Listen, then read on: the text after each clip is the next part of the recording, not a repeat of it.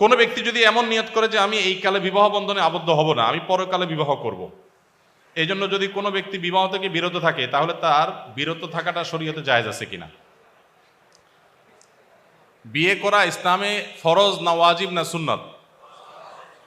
যারা ফরজের সপক্ষে আছেন তারা হাত তোলেন। বাহ, বেশিরভাগ আবিয়ার হাত তুলছে দেখা যায়, হাত নামান। দেখুন, বিবাহ এটা সব সময় ফরজও না, সব সময় ওয়াজিবও না, সবসময় সুন্নতও না। সাধারণ সময়ে বিবাহ করা সুন্নত। সাধারণ সময় বিবাহ করা কি?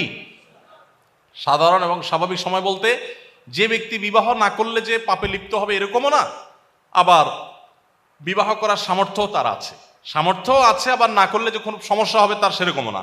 এরকম লেভেল পয়েন্টে থাকলে তার জন্য বিবাহ করাটা উত্তম, ভালো, সওয়াবের কাজ, সুন্নাত। না করলে সে সুন্নাত তরক করলো, অনুত্তম কাজ করলো।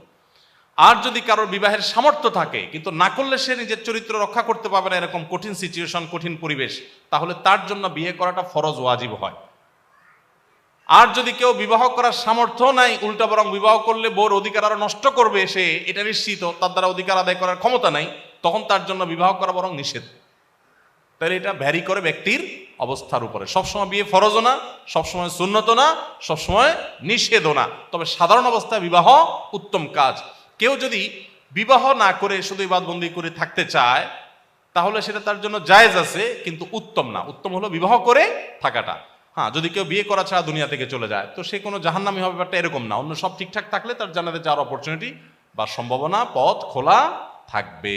তবে ইসলাম বৈরাগ্যতার কথা বলে না।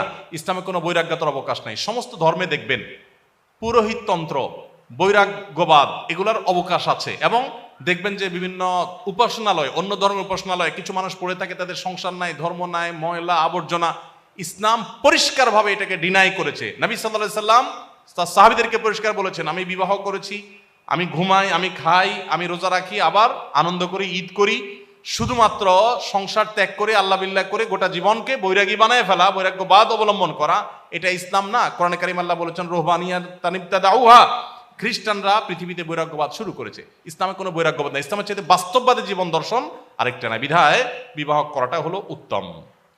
যদি কোনো কারণে কেউ করবেন না মনে করেন, এটা তার ব্যাপার, যদি তার চরিত্রকে হেফাজত করতে পারেন গুনাহ হবে না। সুদখোরের মেয়েকে বিয়ে করা জায়েজ আছে কিনা? বাবা সুদখোর হলে মেয়ের কি দোষ? সুদখোরের মেয়ে তো অনেক ভালো। তার চাইতে আরো খারাপ এক্সাম্পল হলো কাফেরের মেয়ে। কাফেরের মেয়ে যদি মুসলিম হয়, বিয়ে করা যাবে? যাবে না? যাবে। ডক্টর খন্দকার আব্দুল্লাহ জাহাঙ্গীর রহমতুল্লাহ আলাই ফুরপুরা পীর সাহেবের মেয়ে বিয়ে করেছিলেন। তো যারা পীর মুরিদি দেখতে পারেন না, বা আপনার পীর সাহেবের মেয়ে বিয়ে করার পরে যাদের অনেক বেশি ঘোরতর আপত্তি ছিল, এরকম কেউ একজন প্রশ্ন করেছে ওনাকে।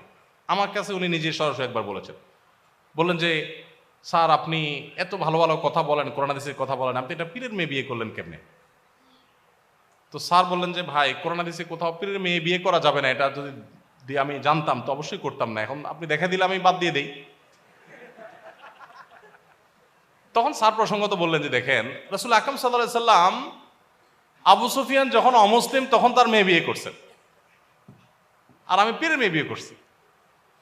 তো বাবা যদি পীর ভালো খারাপ বা সব পীর ভালো খারাপ, সেই ইয়েতে আমরা আলোচনা যাচ্ছি না। আমাদের মূল প্রশ্ন হলো, বাবা যদি আপনার সুদখোর হয়, মেয়ে যদি ভালো হয়, তাহলে তাকে বিয়ে করা যাবে।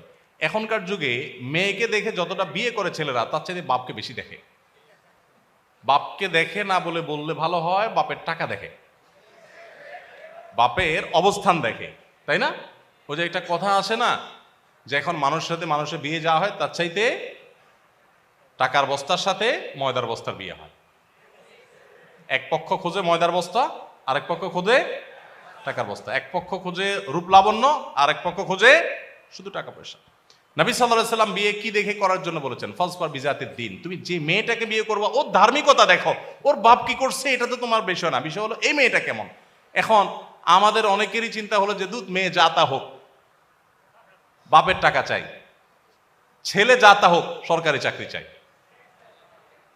তো এই কারণে আমাদের সংসারগুলোতে শান্তি হচ্ছে না। আমার ছোট ভাই পালিয়ে একা বিবাহ করেছে, উভয় পরিবারে জানে না, এবং যেখানে থাকে তার আশপাশে কেউও জানে না। শরীয়তে দৃষ্টিতে কেমন? বিয়েটা কি ভালো কাজ না খারাপ কাজ? তো পালাপালি তো মানুষ চুরি করলে করে, কি বলেন? পলাপলি করে মানুষ, লুকোচুরি করে, ভালো কাজে না খারাপ কাজে?